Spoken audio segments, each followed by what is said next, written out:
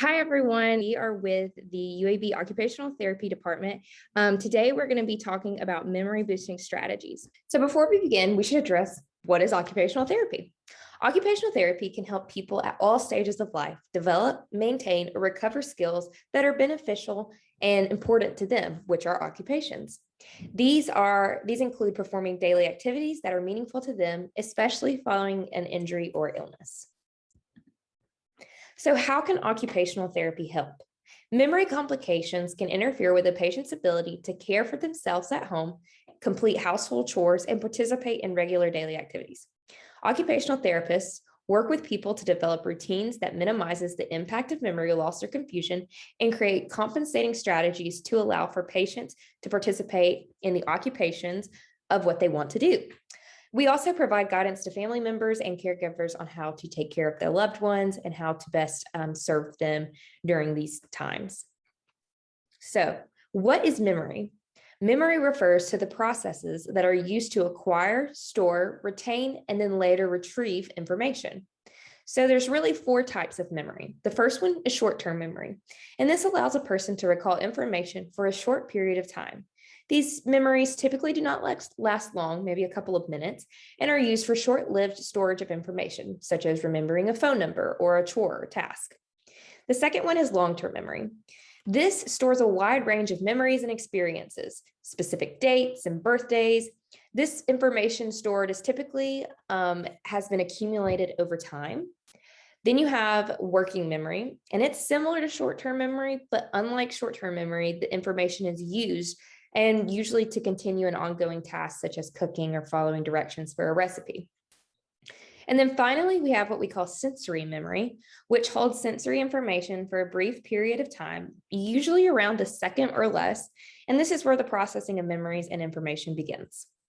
There are several factors that can affect memory in anybody. A couple of those can be fatigue, disorientation. Certain medications can cause memory issues, as well as if you got enough sleep or not, the stress levels that you're under, and maybe difficult decisions that you have to make, and disorientation because of all of these things. Some signs and symptoms of memory issues include difficulty concentrating, unusual disorganization, feeling disoriented or what we call mental fog, confusion or clouded judgment, short attention span, or taking longer than usual to complete an activity. Memory issues for caregivers. So caretaking can be extremely exhausting at times. There are a variety of schedules to keep track of, in addition to the overall concern that you have for your loved one or that person in your life. Okay, so memory issues and cancer treatment. Difficulties with memory are common in people who have undergone cancer treatments and is often referred to as chemo brain. Some common causes are fatigue, sleep problems, anemia, pain, medications, dehydration, stress and anxiety, and as well as increasing age. So some techniques to help with memory loss are some mnemonic techniques, and some of those include chunking and grouping numbers in different info into smaller bits, like important phone numbers, addresses, and medications, like their dosages and what times that you take them during the day. You can use music. It's a very effective technique as well, where you can memorize a self-care routine by turning it into a song with a familiar melody, like the ABC song. And last but not least, make Busta Rhymes proud. You can come up with an amazing rhyme to incorporate dietary suggestions and restrictions, following doctor's orders, and turning it into a fun rhyme. Another great way to help stay on top of things is to use electronic devices. So a device like a smartphone, an Alexa, or Google Home are great devices to set reminders, calendar dates, or alarms for certain times for different activities. In my kitchen, I have an Alexa. I have to keep my voice down so she doesn't hear me. So one of the ways I like to use her is to set timers and reminders. Alexa, remind me in 2 minutes to take my medicine. Okay, Lane, I'll remind you in 2 minutes. Alexa, what is my reminder? Lane, here is your upcoming reminder. Take my medicine today at 1:32 p.m. So another great way to utilize technology to help compensate for memory loss or forgetfulness is to use the remind features. I am using my iPhone, but most smartphones have this capability. So what you want to do is you want to find your reminders, which is this one right here.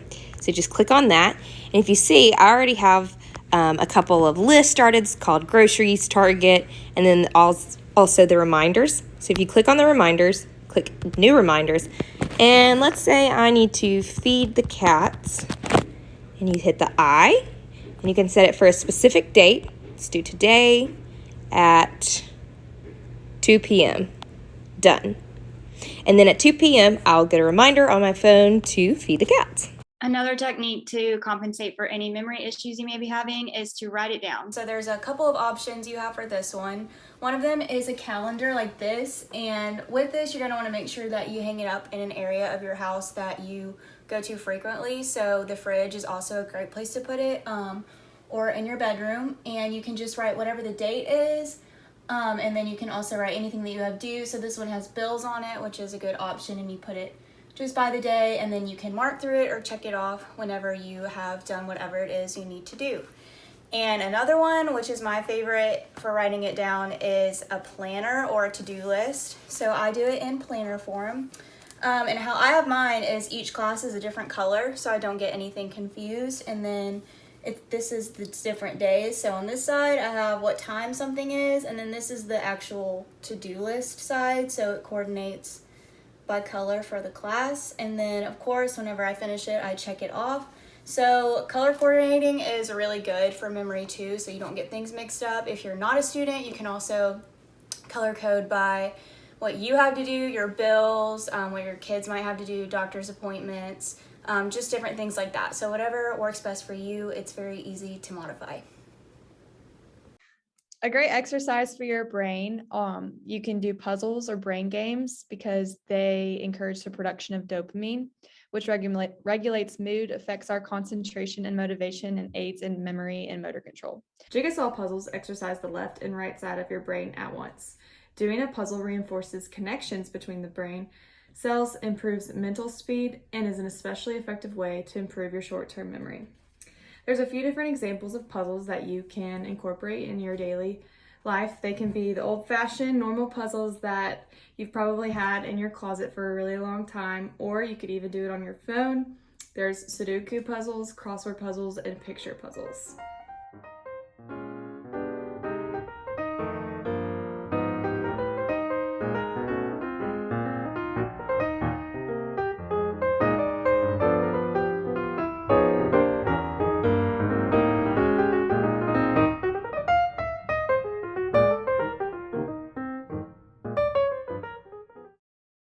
One way that you can help your brain focus on the task at hand is to do some meditation and relaxation.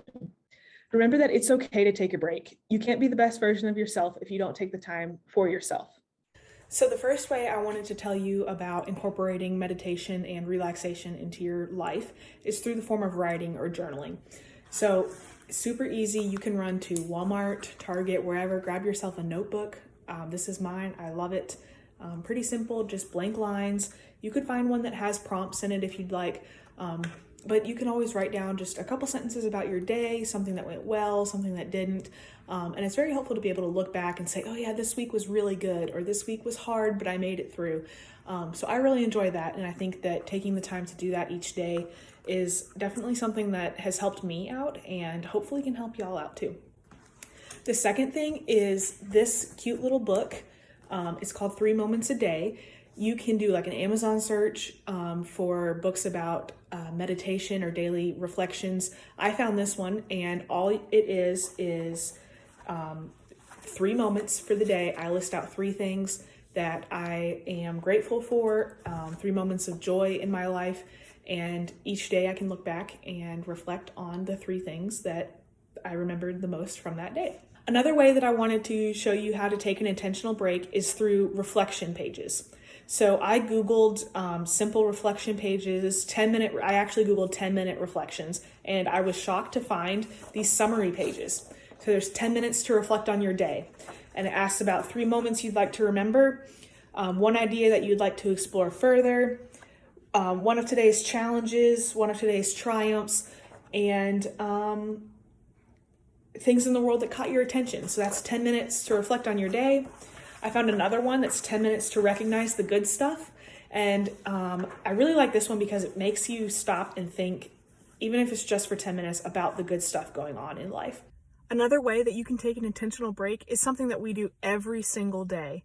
We are stopped at red lights on our way to school, work, the hospital, wherever. We get caught in traffic and stuck at red lights. So I like to do the red light breathing. And that is, I am parked right now. I'm not filming while driving. That is for red light breathing. I notice that when I do get at red lights, I'm a little tense. So I like to roll my shoulders out like this. Take some deep breaths. Be intentional about releasing the tension in my neck and in my shoulders. And then when you look at that, the light's green. It sounds silly, but it is something that you could do every single day at a red light and take a few deep breaths. Go for it. So not only exercise is good for your physical health and even your physical appearance, it's also good to implement exercise in your daily lives to help with weekly routines, and it'll help increase chemical flow in the brain. So that chemical flow will, in the long run, allow for absorption of information and better retention of long-term memory. So if you feel unmotivated right now to exercise, consider implementing that into your daily lives to preserve those memories. So some ideas for exercise could be going for a walk, jog, or run out in your community. You could also do high intensity interval training. You could do swimming or participating in any recreational sports. Hi, my name is Kaylee and this is CJ, and today we're going to demonstrate proper body mechanics for exercises including the squat, the bicep curl, the overhead tricep extension, and the shoulder press. Today I'll be using 5-pound weights, but if you don't have those at home, you can always use water bottles filled up with water or any household items that will add a little bit of weight. All right, before we start these exercises, guys, make sure that you have contacted your physician and have been cleared to perform these exercises as well.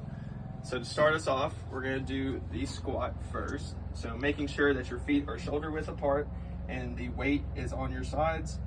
We are going to control the descent down into the chair and making sure our upper portion of our body is over our toes as we're coming down. So Kaylee will present that one more time.